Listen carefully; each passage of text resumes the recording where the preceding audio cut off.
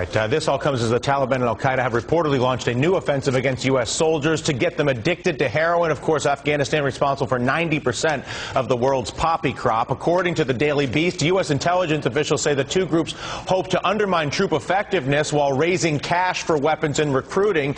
They already generate much of the cash at the Taliban through the sale of heroin to the world. It could be a very effective strategy for the Taliban. In fact, here at the morning meeting, sources tell us serious drug use by U.S. soldiers has actually doubled in the last 4 years, and anecdotally, you talk to soldiers in Afghanistan, they spend most of their time sitting around waiting for a mission, which only opens up that much more of an opportunity to take some heroin. And here to discuss the growing threat, chief investigative reporter for the Daily Beast, Gerald Posner, also author of Miami Babylon, joins us from Miami. Also in the conversation, former CIA special agent Jack Rice, who is going to Afghanistan in just a couple of weeks to make a variety of assessments, not the least of which the heroin problem.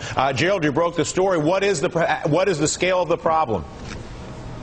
Well, you know, right now, Dylan, we're looking at just what we hope is going to be the beginning of this, but they're preparing, and when I say they, the Army and the Veterans Administration is preparing in their hospitals for what might be a deluge, because, look, in Vietnam, we ended up with nearly a 20% addiction rate to China White, the heroin that was coming from the adjacent Golden Triangle. The Soviets in the 1980s went back to Russia with a major heroin problem, and today Russia is the #1 consuming heroin country on the planet as a result of those returning Soviet fighters. Today's Taliban are yesterday's Mujahideen who fought the Soviets. They understand that this is an additional weapon. They are getting their money, as you said, from the heroin and opium crop, 90% of the opium, and they're looking at the possibility of hooking Americans not only on the cheap heroin, but according to the U.S. intelligence report and picking up of conversations, they developed the ability now for smokable heroin. Their labs didn't have that before. This makes it a much easier way to try to get it around. This is concern to Army officers I talked to. Jack Rice, how much of a security risk is it for a military operation that is inactive, stationed far from home, and has availability of highly addictive substances like the ones Gerald was just describing? Well, Gerald's absolutely right when it comes to this. If we look back and look at things like Vietnam in the past, we can look at the first Gulf War. The best way to look at what happens to those in the military is not necessarily to talk to the leadership in the military. Let's go to the VA. Let's take a look at what those people are dealing with right now. But if we think about these guys, these men and these women, primarily men, who've had 4, 5, 6 different units going into places like Iraq and then into Afghanistan deployments, I mean, think about the pressure that these guys are under. It impacts their ability to do their jobs while they're in country. It has the potential of biting back at the United States, just like it's doing right now in Russia, which is something that happened from the 1980s in Afghanistan. So this is a disaster. Yeah, Gerald, how much is the flow of money, or how much would the flow of money be of, I'm assuming, military wages to the heroin dealers in Afghanistan and the Taliban ultimately? Well, you know, Dylan, it's interesting. The Pentagon estimates that the Taliban and the al-Qaeda is taking in somewhere between $80 and $400 million. Now, that's a big spread. So, I mean, you know, what they're doing is they're guessing. They're not sure.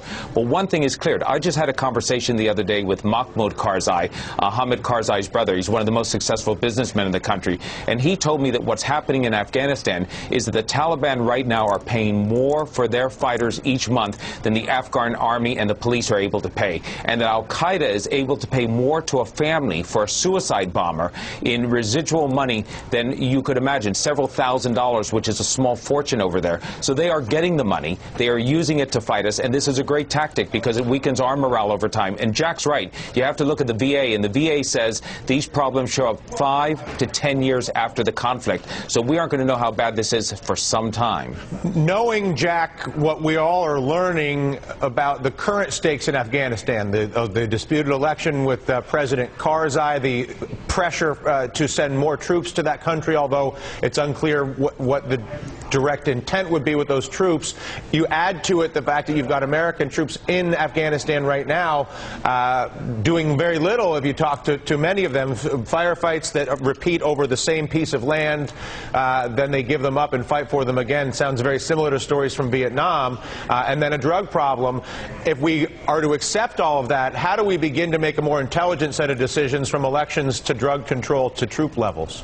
Boy, those are great questions. If you look at the amount of opium that's being created, the amount of heroin that's being created right now, it's as much or more than anything we have ever seen since we arrived 8 years ago. On the other hand, think of this as your biggest problem. You have the Taliban, which are very good administrators. They're just drug dealers.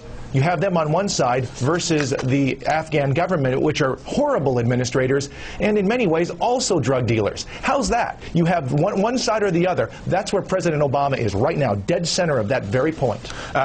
Gerald, any reporting to you from either the White House or the Pentagon on the issue on the heroin issue specifically? Oh, yeah, the Pentagon's very interesting on this, Dylan, because they're very aggressive in saying, by the way, they say we don't have a problem at all. We have drug testing in place. We never had that in Vietnam. This is an all-volunteer army. It's not a draftee army. Morale's much higher. And through 2006, we don't have a single test of somebody in a combat zone failing a urinalysis test for heroin. But I have to tell you something. I mean, I spoke to 6 soldiers, 4 of whom had served in Iraq and 2 in Afghanistan. They told me that heroin was everywhere. The methadone clinics are packed back here in the United States. And the soldiers also told me that the random drug testing often doesn't take place in the combat zone. So the Pentagon is saying we don't have a problem. They're just in denial about it. The White House hasn't said a word yet. All right, Gerald, thank you very much. Jack, thank you. Be safe when you go to Afghanistan and come back with better information. Again, that's our only way forward here, is to really be honest about what it is we're dealing with, especially when we're talking about our children in foreign countries.